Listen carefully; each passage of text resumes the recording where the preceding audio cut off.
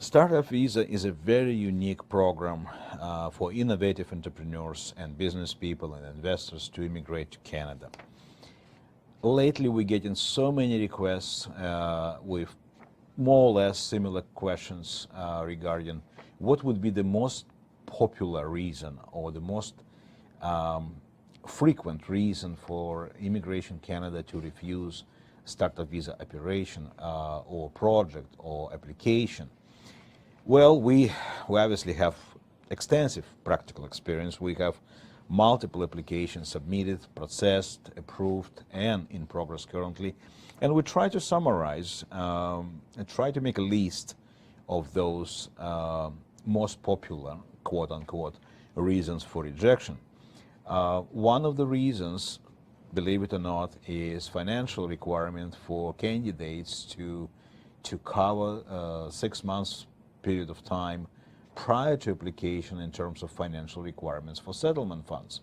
And I would like to emphasize that those requirements differ from permanent residency requirement list and financial projection chart. And obviously, for those who apply for work permit under startup visa stream, it takes a little bit different assessment. So the second reason is, well, IELTS. Many people start the application without being reasonably recently assessed and processed by IELTS Center, and there is no result. And by the time certificate of support from designated organization coming to an end in 6 months, people fail to provide proper IELTS test result.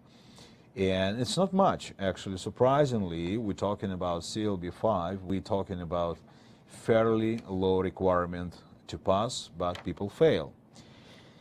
Another one is rather tragic because many things like medical discovery can be done somewhere in the middle of the process, and people face medical inadmissibility.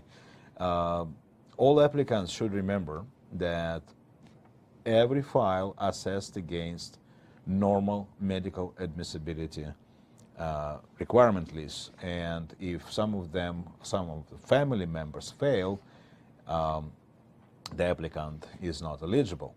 The tragic part is that in startup visas packages for startup visa project, there are several members, and some of those who are essential, if they fail on medical admissibility or criminal admissibility or something else discovered and making them inadmissible, then the whole team fail. And this is tragic. So we, for example, implemented this assessment for all applicants, if they come in as a team, to be assessed first on, at least reasonably assessed first on background and on medical issues, if there are any. And speaking of that, we're talking about teams and formation of the team. When people come into us and saying, well, we have a team of members who are working together, we always ask them how they know each other, if they related, which is okay, if they related by blood, if they related by business, if they related by occupation.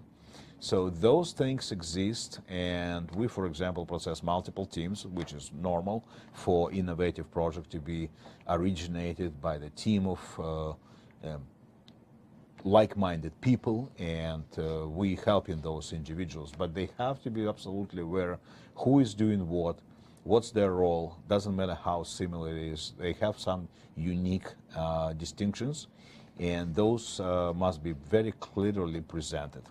And immigration is obviously asking about the role each member plays in this team. And last but not least, the level of uniqueness for the idea. Well, innovation is a very interesting term. Some can identify innovation as something unknown.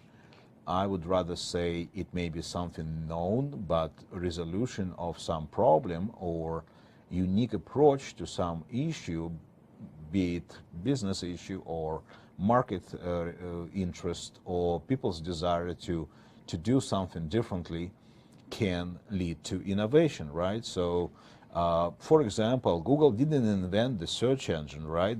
They just made it better. People selected, and Google never advertised, right? So basically, we're talking about certain things that must be like Google without changing people's behavior much. They have to be very convenient and expedite certain procedures in life. So basically, if you invent another toothbrush, it doesn't change much. And rarely people call another toothbrush invention. But we're talking about something that will make certain areas of life better. And we're always looking for those. We're helping people to identify ideas, to present it in the right way. We're trying to help them to become more aware and cognizant of the fact that they are coming to Canada, and it's not third world country. Obviously, innovative sector is huge here, and ideas must be very well presented because they will be very well assessed and checked. And we're talking about multiple peer reviews. We're talking about investors who will grill every idea to see if it's suitable for their personal goals and investment interests, priorities. So all those questions, I think I summarize more or less 5 major ones. And I think it's good for you to check. And if you see anything else, always ask us. You have email here to email us your questions, and we'll be more than happy to help and answer those.